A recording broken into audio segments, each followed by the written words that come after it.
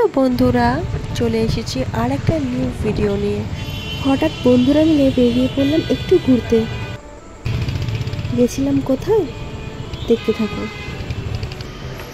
সবার অফিসের কাজ, ব্যস্ততা সব কিছুই আছে, তার মাঝেই একটু দেখাশোনা করা, আমাদের বন্ধুদেরকে সময় দেওয়া, এটাও খুব দরকার, তাই না? তাই সাডেনলি প্ল্যান করেই বেরিয়ে পড়লাম একটা রেস্টুরেন্টের উদ্দেশ্যে।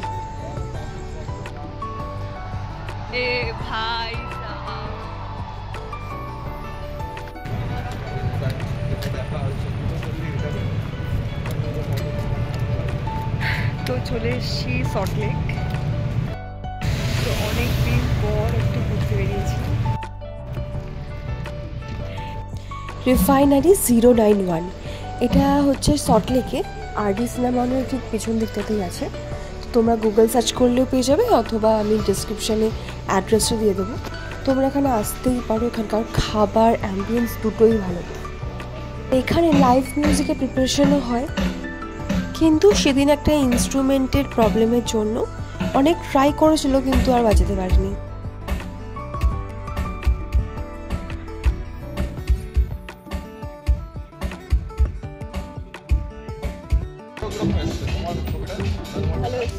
ভালো এসছে, মানে তোমার ফোনটা সত্যি খুব ভালো। হ্যাঁ, বলছি না।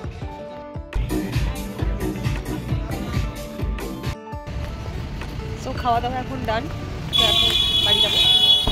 অলরেডি রেস্টুরেন্ট থেকে বেরিয়ে গেছি।